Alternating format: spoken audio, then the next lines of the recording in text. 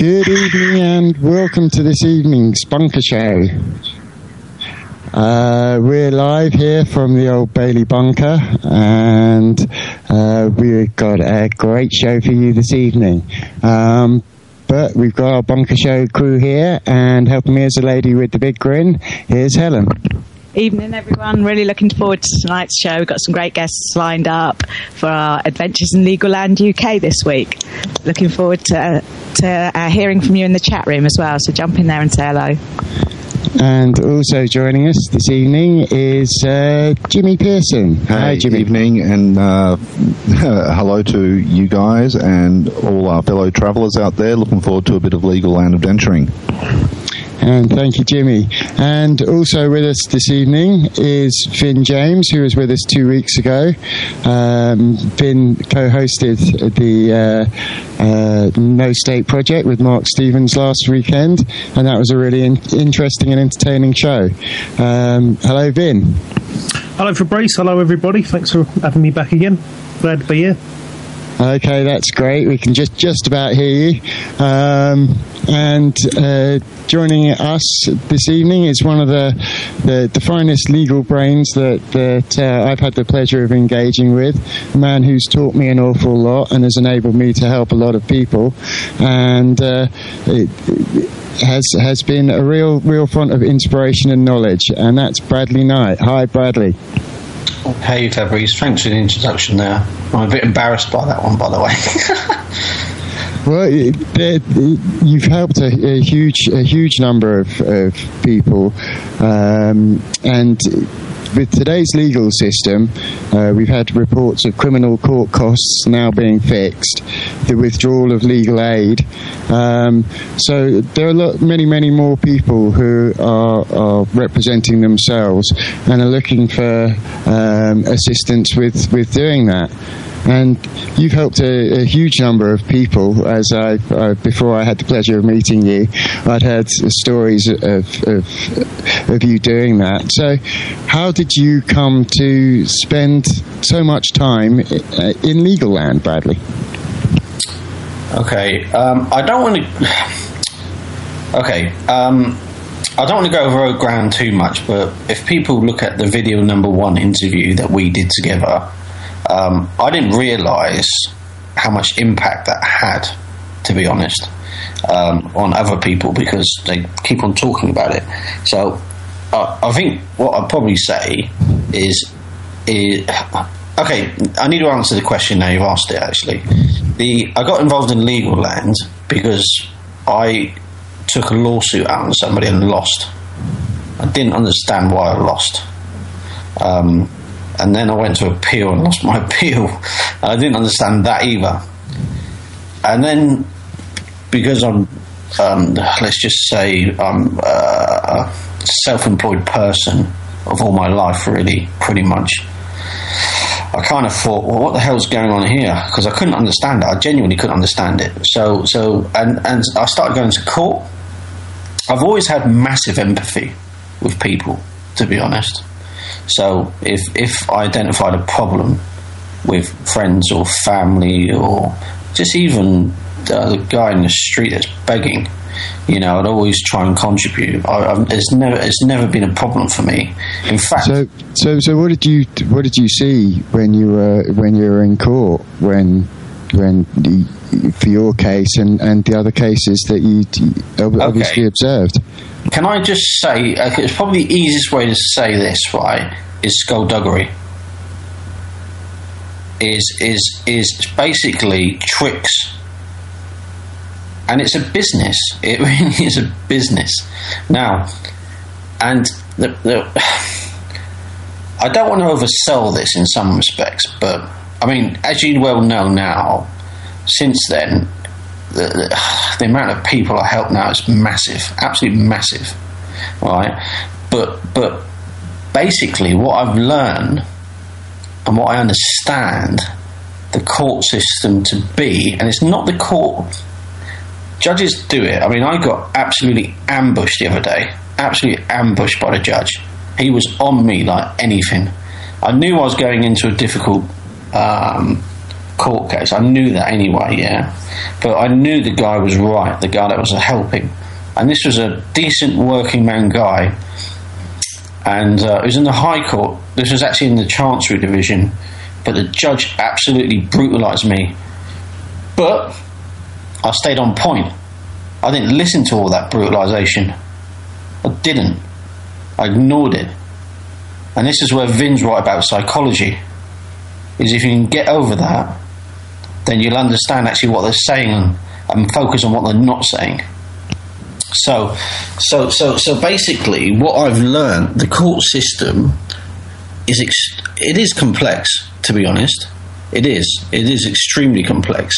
However, what you need to focus on is the characters in the room and the ones that may be your friends, and they're probably not going to be your friends, but you need to focus on that, and you need to work them. You need to work them hard, and then, I mean, the way I go into courts, to be honest, and this is always, actually saying not always, sometimes I want to go in and be cheeky, but it's always going very weak. And then, when they start slam dunking you with crap, because they're going to lie. They lie all the time. Right. So Bradley, this is Jimmy here. Nice to meet you, man. I really enjoyed the video you did with Helen and Fabrice. Just out of curiosity, in your opinion, who do you feel the judges actually serve?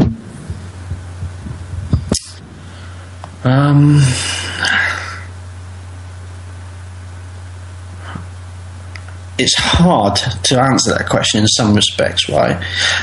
Sorry to throw it at you like that. Yeah, no, it's a good question. It's a good question. I mean, let's just say at magistrates' court, yeah? The judges serve nobody but the Crown. I assure you of that. Now, when you get to the Crown Court, I would say, if you look at percentages terms, I would say they serve the Crown 70%. If you get the county court level, they probably serve the people that's there in the room. I'd say you're almost at 50-50. If that helps, I don't know if that answers your question. Does it? It kind of does, because what I was kind of curious and trying to understand was, how did you feel when you first walked into that courtroom? Did you feel, who did you feel that court was there to serve? Okay, good question. Okay, fine. I see what you're alluding to, yeah. Me. That's the answer. Me. I thought they were there to serve me. And was that how you left? It was almost... I mean, no. Basically, I'm going to give you, I suppose... I don't want to over-talk over people, but basically, my understanding was... I mean, I'm not scared of the courts, I assure you of that, right? And I never was in the first place. But I understood, and I'm going to use the word justice in some respects, just to make it simple. But I understood you go to the court to get justice. However, you can also go to court to get your ass kicked. And you get your ass kicked quite regularly. So, the way I work was on the basis of defence all the time, even when I'm on the attack. So, in answer to your question, I suppose, and I think what you're alluding to, are the courts there for us? No, they're friggin' not. It's a business. Okay, and with the new criminal costs, criminal court costs that are coming in, obviously they're hitting more and more people in the wallet. If for an uncontested magistrate's hearing, it's £150. A standard rate, I believe, for a Crown Court trial is up to £1,200, and that's quite a lot of money in the real world. The legal aid being withdrawn for a number of cases, there are many more people who are being litigants in person, and a litigant in person is where you don't have legal advice and you do that yourself, and you've helped quite a lot of people do that. Can you tell us sort of I guess why? Okay. What I can tell you is this is actually quite ironic in some ways. Not ironic as in it's funny. It's definitely not funny. But the judiciary are in a real pickle at the moment. The reason being there are so many litigants in person. I mean, and the judiciary doesn't like it because they don't like people not saying stuff in common language and not understanding stuff. What they want is barristers and lawyers to go in and give them all the answers that they want to hear and work out the indifferences. The litigants in persons is massive now, Fabrice, I assure you. It's absolutely massive. It's on a scale you would not believe. Now, just to give you an example, my voicemail yesterday on my phone, I had 12 people phone me asking for help as a litigant in person because they can't get legal aid. And that's quite a big number. I think the latest figures for magistrates' court show that I think 1 in 5 people who go before a magistrates' court are litigants in person, and that number's gone up since the withdrawal of legal aid. And sometimes the resources or the people who you can actually talk to about your situation aren't always easily available now legal aid's been withdrawn. So I'm also noticing that there's a lot of people who are having to go down that path. And what have you seen in terms of people who do take those steps and do go into court when they've not been able to get any assistance with that? Okay, can I ask you a question? Do you think a litigant in person is negative or positive? Well, I personally, I think, like all things, that there's positives and negatives to every situation. That's a dog. If you have a solicitor that works and is somebody who's qualified, who is enthusiastic, who is in the position where they can give the case as much time as they need to, then that can be a good situation. If you have somebody who's that qualified, can't give the time or the attention or doesn't have the inclination to, then that could be a very negative thing. Also, as a litigant in person, the advantage that has is that you can ask simple common sense questions to establish the veracity of that.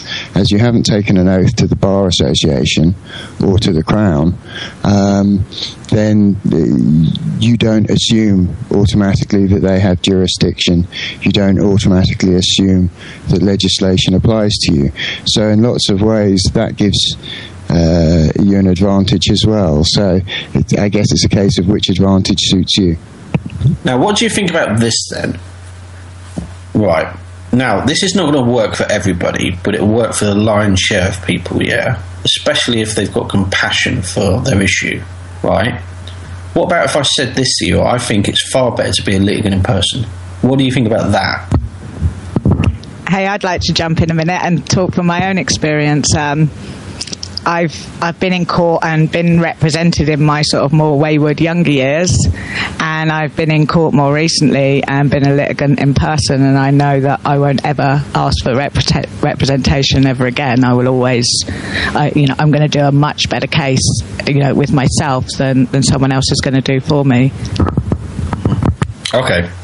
Right, okay, next question. I'm going to ask you a few questions and I'll give you a couple of answers in response, Fabrice, because I think it would be more helpful, yeah? Now, when you go to magistrates' court, I'm going to use magistrates because that's where a lot of people get shafted all the time, every day of the frigging week. Yep. I know you told me to tone down my language, but anyway. Well, no, anything that you think is appropriate, and if you go to magistrates' court, if you sit there for, actually it's just a few hours, you will see people get well and truly screwed from a great height. It's a massive conveyor belt. Now, tell me this, right, Fabrice? I mean, if you, I think you've been to magistrates' court quite a bit. Now, can you answer this question? when is there ever a witness statement produced at a magistrate's court? Now, I'm on about for the defendant. For the defendant, I can't recall. I mean, I don't know if Vin may know, because he's also been in magistrate's court a few times, so I don't know. Vin, well, answer that question. Whenever it has been, well, I mean, in my particular case, there's a whole host of supposed witness statements. No. For the defendant. Well, no, because you're the one being attacked. You're not the one with the burden of proof, so you're not going to have anything like that, because it's not required of you. It's the other party's case that's being put to the test, not you. So they're the ones that have to come up with witnesses and show that they're credible, and whatever they're claiming to be witness to is relevant to what you're being accused of. Okay, Vin, stay there, yeah? Bear with me one sec, yeah? Okay. So basically, you've got witness statements from all these other people alleging all these different things. Why don't you produce a witness statement yourself? Because you don't have a burden to prove anything. Okay, all right. Okay, okay. I see what you're saying. Okay, fine. Right. Okay. What I'm alluding to is that witness statement is so important in the magistrate's court for you. Now, let's just say, I'm just going to come up with a scenario. There's 3 witnesses to the other side. There's your witness statement, yeah, and your witness statement is pucker. It's on the ball. It's telling the truth. It tells everything, and you sit there silent. What's the judge got to do? He's got to do his frigging job. Mm-hmm. What would happen in that scenario? Is that not what they call a defence statement, or is that different? I'm just trying to understand. What I'm saying is, right, what people... I'm specifically focusing on magistrate's court at the moment, yeah? But, Helen, you're right, it's a defence statement. Well, no, it's not a defence statement. You don't want to do a defence, because you're basically all you're saying... It's probably more of a position statement, I suppose, if anything. That makes much more sense to me, because I've always struggled with calling it a defence statement, because if I haven't been able to make a plea, how am I making a defence statement, or whatever is going on? If I'm calling them to account, I can't make a defence statement until we've accepted they have got a legal right to be making that challenge. Okay, all right. Yeah, I mean, the applications to dismiss we use is the position that we're taking. So usually that's the first bit of paperwork we put into a court, because that's basically us saying you haven't put a valid case before this court, therefore this court shouldn't even be claiming it as jurisdiction to hear this yet.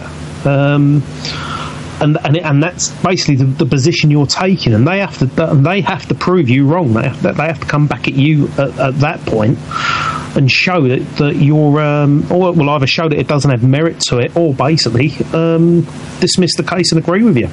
Okay, fine. And that's the position you're taking, and to be honest, that's probably the strongest position you could possibly take.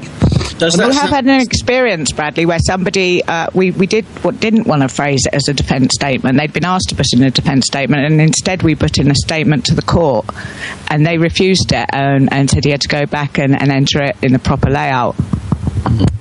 Now, Vin, what you just said there, I can assure you, based on my experience, is quite an aggressive approach. Right. The reason being is that you're questioning them on jurisdiction up front, and that's why I did a quick video. You know when we did that call the other day, I can't remember when it was, where you and I were talking and blah, blah, blah. I can't even remember the full content of the discussion, but I wanted to clarify, because you and I'm happy for you to disagree with me on this, which is perfect, because I like people that disagree with me. I hate people accepting everything I say all the time. Jurisdiction should never be raised up front. Oh, no. I can't agree with that. You've got to raise it. It's the very foundation on which they've dragged you in there in the first place. You've got to raise it right from the beginning. Okay. Can I tease something? You carry on and give your reasons why you think that's not the case, but okay. Okay, can I tease you something here, yeah? Mm-hmm. And I'm sorry to put you on the spot on it, yeah, but anyway, you're here, right? How much courtroom experience have you got? I can't tell you. I honestly couldn't tell you. You've probably got a hell of a lot more than me, but I've probably had about... Just number of cases, 10, 20, 30, 40? About 20 or so cases, I reckon I've had. Okay. Now, mine's... I've helped people with a lot more, but I mean, in terms of actually being in court and acting as a Mackenzie friend and things like that, and dealing with my own cases, yeah, around about the 20 mark, maybe a few more. Vin, as you know, I like you, yeah? Mm-hmm. Mine is probably 15 times that as a minimum, yeah? Now, what I'm saying is, the reason why you don't raise jurisdiction as an initial issue is because you're going to upset the judge straight away. Oh, absolutely. Yeah, far more valid stuff you bring in, and then you hit the jurisdiction. I think we're in agreement that we should lay that question down. Definitely, you should do that. See, I can understand it's going to upset them because they don't like having their authority. They think that they have they're all automatically of the belief they have authority over you. But the thing is, it's not so much that. You're trying to put them in a position where they're realising the opposite party, the complaining party, has got us here today. Well, basically, I shouldn't have made it happen. We shouldn't be sitting here today because of these people. Yeah. And really, you obviously want to try and turn that judge's aggression and being pissed off, not at you for challenging the jurisdiction, but at the other party for making this case, for making them being stuck there today here in this case. You know what I mean? You want to direct it so he's pissed off at the prosecution and not you. Okay, you're trying to make the point, but you're trying to make the point that no one should be here today. Here's a question. Right? Should be sitting here listening to this. Here's a question. Knowing that you know my character, yeah, do you think that wouldn't be a question I would ask? Well, in terms of I mean, I get where you're coming from, Bradley. In terms of for the people who aren't so familiar with the legal proceedings, because the majority of people here haven't experienced what it's like as a litigant in person, and I know that. Some of the pressures that come from that, from preparing your paperwork, from making court appearances, those are the things that people are able to find, I guess, some of the simple approaches to being able to deal with that environment.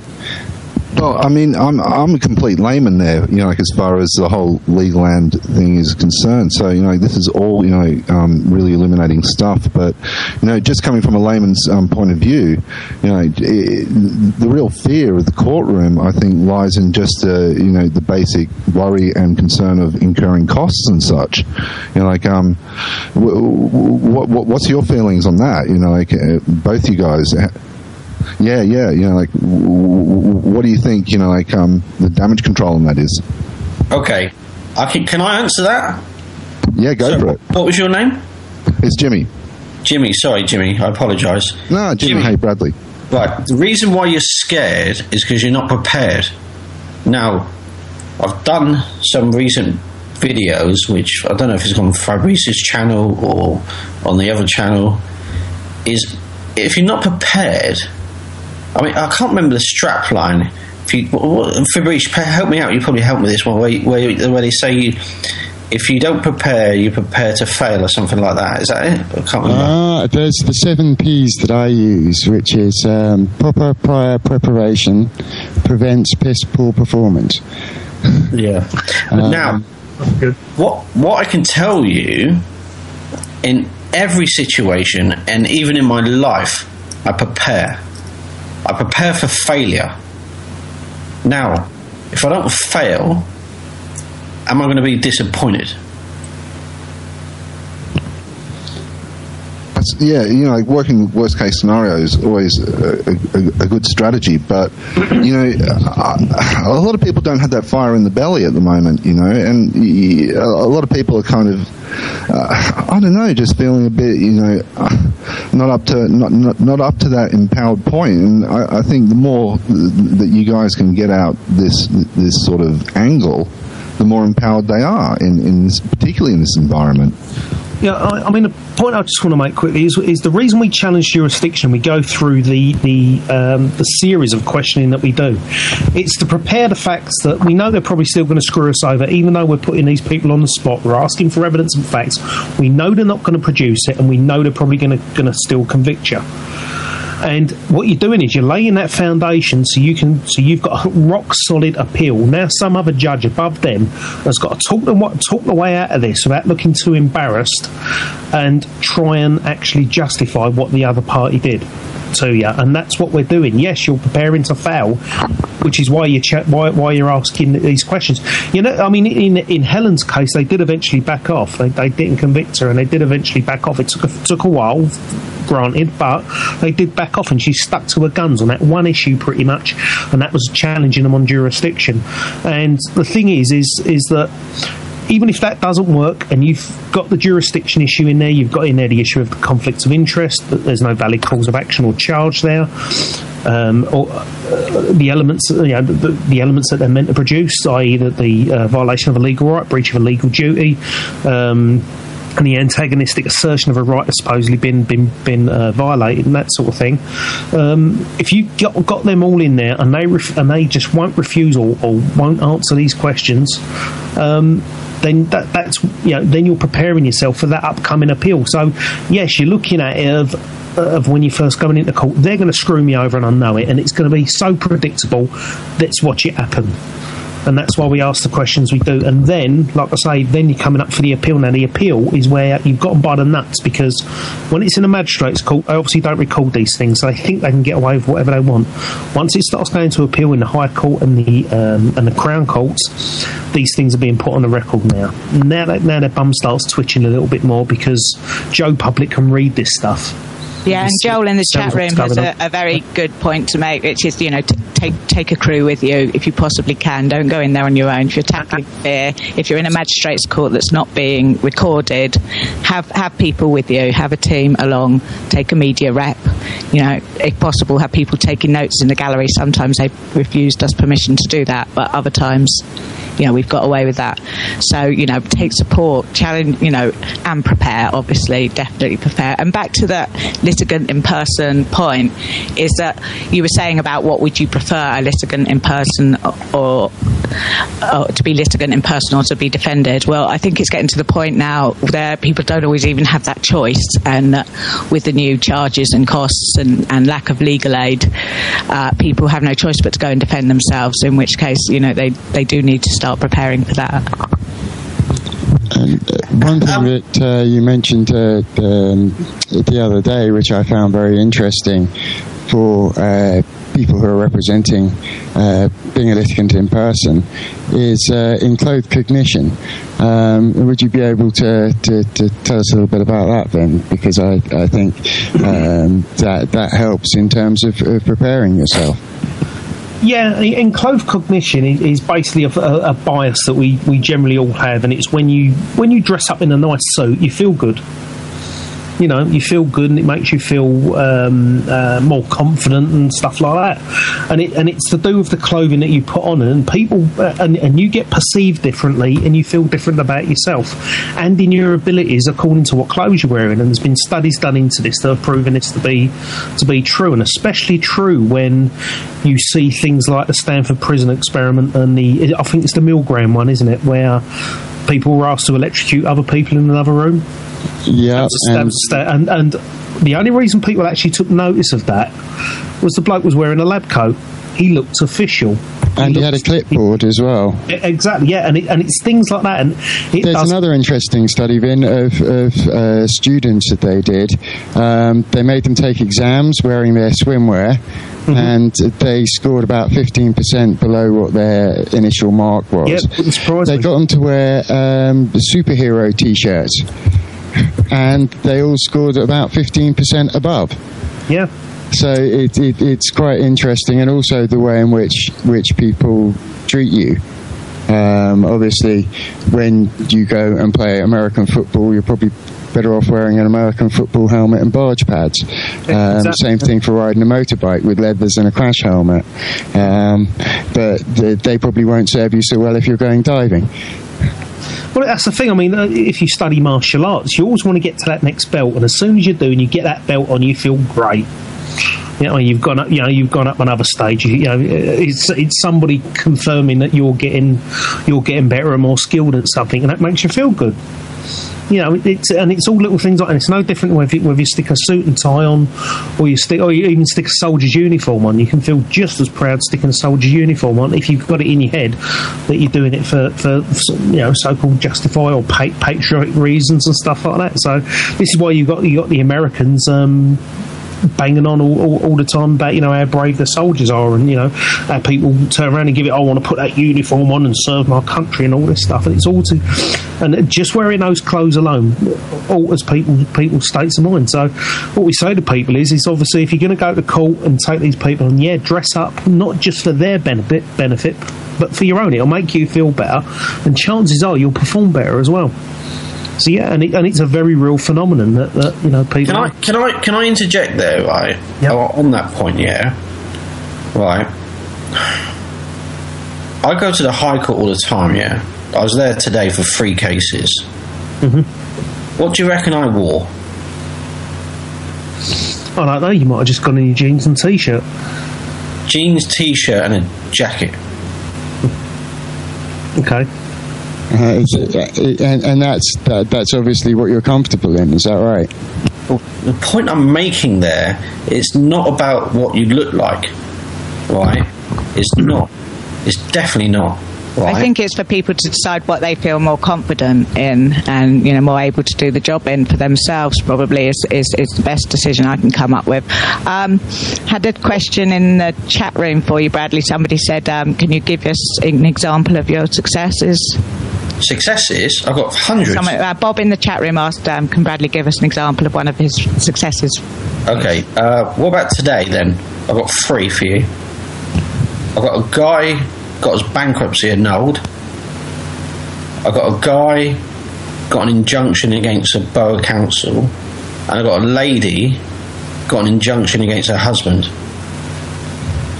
Is that a starter? Does that work? I was going to say, Bradley, what do you find the most rewarding when you know that actually you've made a difference in a case? What sort of ones do you find are the most rewarding for you personally? That's a good question. Okay, fine. What do I find most rewarding? I don't think I should probably say this, but I'm going to say it because I'm going to be honest. Any government cases. If it's anything against government, then I enjoy it because I don't like government. That's pretty much what I would say. Now, what I will say, Fabrice, I'm sure you're aware. Have I dropped you? Have I lost you? No, we're still here. No, sorry. I've got a massive team around me that do a lot of support work for me. And we've got some awesome cases where not only have we dealt with legal issues, we've actually helped people out in their own mental capacity. Essentially, what we've managed to do is actually help them move on with their life in a positive fashion. So not only we've dealt with their legal issues, we've actually somehow, I don't know how, but with the girls that support me, they've managed to just socially stimulate them. So they're friends with each other, and they're feeling better than themselves as well. I mean, we've got a perfect case at the moment, and this is just one. At the moment, I'm running probably. This is without day-to-day advice that I get asked all the time. probably about 30. I'm winging this actually in some respects. So 32 cases, say. It could be less, could be slightly more, but it's not going to be not far from that. Yeah. But basically, a lot of these cases, I mean, there's mental health issues involved and stuff like that. The only thing I will say, what I don't enjoy doing, but I do a lot of, is family cases. I fucking hate. Okay, yeah, they can be quite difficult, and I should let people know that there's a BK Videos channel on YouTube which contain quite a few of your case reports and you talking about specific elements of people's cases, and I know a lot of people have found them very useful. There are a few of them also doubled up on Fabrice Bardsley, my channel. And quite a few people have found them very, very useful in terms of when they want to apply a jurisdictional challenge, or in terms of when they have merits in a case which aren't valid, and they wish to apply a common sense approach to it. So those are well worth checking out. Yeah, I mean, one thing that I've learned myself, Fabrice, to be honest, yeah, is my life is crap, if I'm honest, in some respects, because the amount I have to go through and some of the stories that I have to listen to are horrific, like people getting raped, stuff like that, children getting abused, stuff like that. I hate it, absolutely hate it. I hate hearing about this sort of stuff, but it goes on, and it's not a side of life that I like to hear about, if I'm perfectly honest. Right, but anyway, it goes on, and I deal with those sort of cases. But one thing, let's turn it into a positive, because it's an extreme negative, right? One thing that I've learned, and is those videos are actually helping people. I mean, I've actually had people quote me the video pretty much verbatim, and they've gone into court. I mean, here's an example, yeah? Here's an example. Remember Peter Gilbert, I think it was? Right? I remember Peter, yes.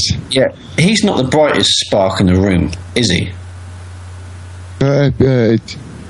Peter found it quite tough to translate the legal English from the common sense English.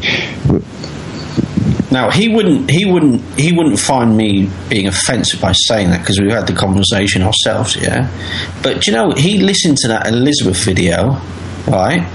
The one where we talked about the case management, effective case management form, yeah.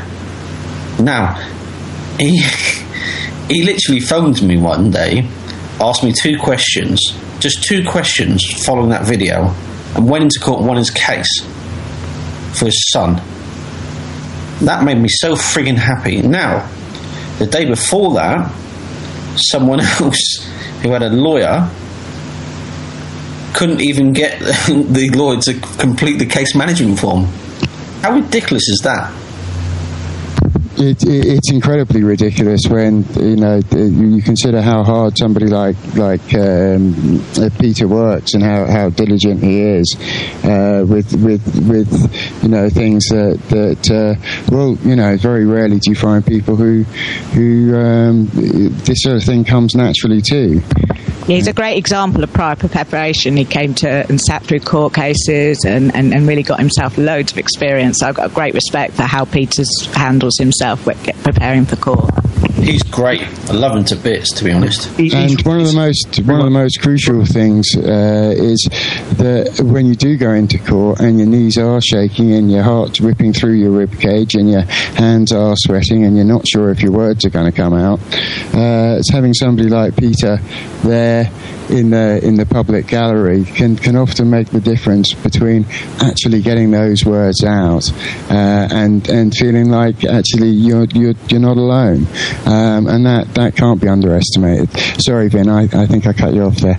Sorry. Yeah, no, I was going to say. I mean, Peter came and helped support me during the case I had down in Devon. I mean, he travelled all the way down from Portsmouth to Devon to come and sit in and listen on the case for the second day for me. So yeah, he's been absolutely brilliant in supporting us as a group and that. And I think that's obviously helps him as well to sit there and watch people who are advising him.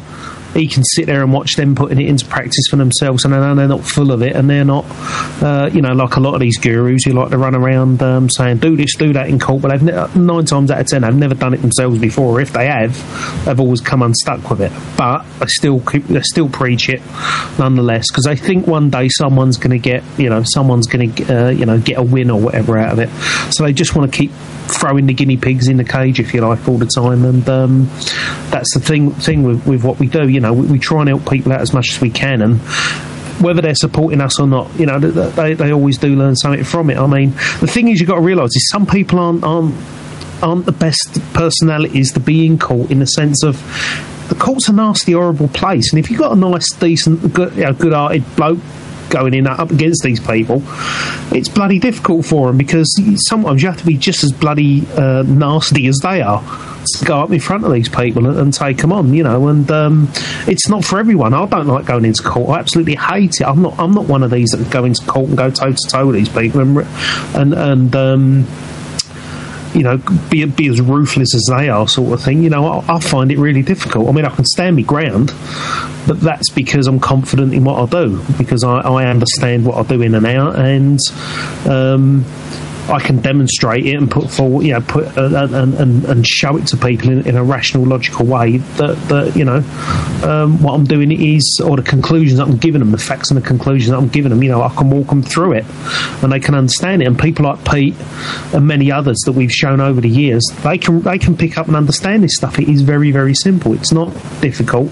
You don't have to fill their heads with legal jargon, but even when you show people this, it can still be very difficult to go up in front of these people. And like I say, it doesn't suit everybody, and it takes a lot of bravery for a lot of people to go in front of these sods and take them on. It's not easy for everyone. It certainly isn't easy for me. I don't like doing it. It's especially difficult when you have to be assertive and you have to hold your ground, and often you can get a certain amount of resistance to that, and of course your natural reaction is to often concede and sort something out, and of course in court that can often be quite a fatal thing to do, really. That's it, but you can get angry as well. I'm one of these people who I can get quite angry and wound up, and you have to bottle that, you have to control that, and not let it get to you. And that's Bradley, just briefly going back to the government cases that you mentioned earlier, just explain what especially about the government cases gives you a bit of satisfaction. Okay, right. This is okay. I'll put it to the lowest denominator. Yeah. Government. Sorry, bear with me 1 second, because it's funny, and I don't want to laugh too much. Right. We pay government to fine us. How ridiculous is that? Oh, it's just nuts. Exactly. Now, you would not believe the amount of cases that I deal with against government is huge, and that's the most joyous cases, because also they are the most laziest employees ever. If you look at it, right, you would not believe the cases that I deal with. Now, going back to Peter, and by the way, that wasn't an insult, just to clarify, when I said he's not the brightest spark in the room. He's a lovely guy. But, it's I just don't like them. I don't like it. I don't like the fact that we're being controlled by someone that we're paying for, that we cannot say suddenly, actually, I don't want to be anything to do with you. I hate it. I feel so uncomfortable with it. I know that sometimes one of the things that people find most intimidating is when they're cautioned, when they're put under caution. So you mentioned a suggestion previously for people should they go into an interview under caution. Would you be able to go through that for us quickly? Could I just quickly ask Vin a question? Something you said earlier, just now. Sure, yeah. Vin, you said you want to give them a conclusion to a judge, yeah? That is definitely, you do not want to do that. No, I mean, when I'm explaining stuff to people, you know, when I'm teaching them how to put these questions forward in court, if I'm giving them a conclusion, if I'm giving them a fact on something, there's no point just giving someone facts. You have to show them how you got to that. So you have to reverse engineer it and walk them back through it, and you have to do that in a logical, rational way, and not it's the reductionist approach, you know. So what we about call inductive thinking is a bottom up. It's a bottom up approach rather than a top down approach. What about, though, right, if your conclusion or your interpretation of a conclusion is different to the judge's conclusion? Well, is it rational? Could he show you how we got to that conclusion in a rational way? Would it be fair to say, though, right? Yeah. You cannot give a judge a conclusion. You can ask them to admit to certain self-evident facts, and if they won't do that, well, then they've got to, you know, they've got to have a damn good reason why. So, such as stating that the law is just an opinion, that's provable. They've even admitted it themselves in their own case law. And you can such as things like the Constitution or even an Act. If you can actually ask them to admit, look, is it not the facts that any given statute is known as a written instrument? The point that I'm making, usually go yes, and sorry, go on, yeah. Sorry to talk over you, Vin, because okay. I'll forget Fabrice's question. But you're not going to go into a courtroom and give a judge a conclusion. The person that gives a conclusion is a judge. Well, he gives an opinion, and he'll conclude that opinion saying, well, that's written in stone. I've given my opinion, that's my judgment, and that's it. He won't necessarily give a conclusion and giving judgments and opinions. They're separate things. He'll conclude something or he'll give a judgment on it, but basically all he's doing is giving an opinion.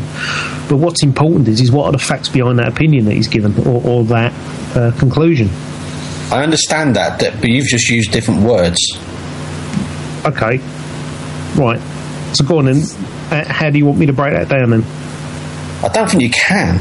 What I'm saying is, this is what's really important, and this is where my courtroom experience is so successful, I suppose, in some respects, is you want to go in there to find answers rather than giving opinions. Well, yeah, that is what we do. We go in there asking. Well, that's why we ask the questions we do. But the rule of thumb is you don't go in there asking questions you don't already know the answer to. Because this is the point I want to make about how courts work. They're designed to the foundation on which the legal system is based is on logical fallacies. That's how it's designed, and it's designed to accommodate that and facilitate them and make sure that stays the same. That's the status quo, if you like. So what you're doing is you're trying to break out of that paradigm.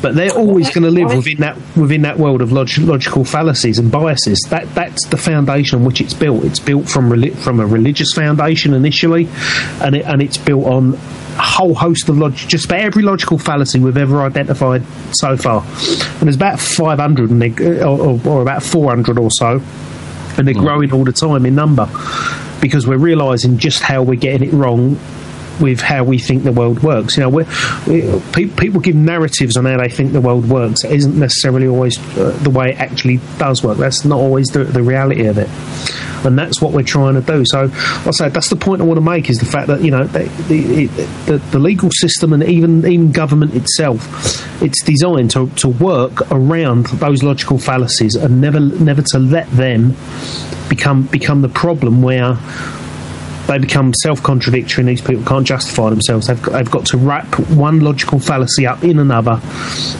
and they've got to run them consecutively together or circularly all the time. And it's to keep those fallacies in that arena, if you like, all the time. Well, it's just an illusion, isn't it? You know, the whole thing is just this whole fallacy, and you know, we're kind of looking at a world that's run on basically semantics. From what both of you are saying, like, don't you think that's a pretty flimsy premise? You know, like, the humanity, you're exactly semantics. Right. Yeah. Vin, sorry to pick on you, but I know you've got experience, right? Right. I'm sorry about this question, but I've got to ask it, right? Yeah. How many appeals have you done? About 6. Okay, fine. How many High Court appeals have you done? None yet. I haven't managed to get any put through yet. Fine. Right, now, that's not a criticism, Vin, I assure you, because I appreciate the work that you do for other people, and I know you do a good job. And I love the cases that you've done, so this is not a criticism, right? Now, what the point that I'm making, right?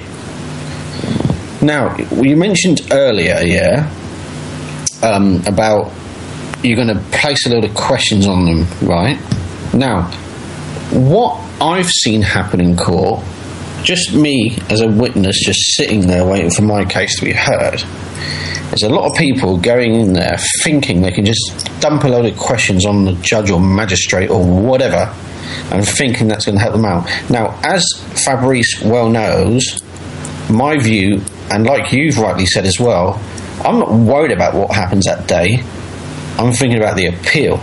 So I'm loading everything up to set them up. And I'll tell you what, I've set up loads of judges, to be honest, right? But the thing, the problem I see with your approach of massive questions, I just can't see it working, because I can assure you, I've done appeals, High Court appeals. I've done a Supreme Court appeal once, and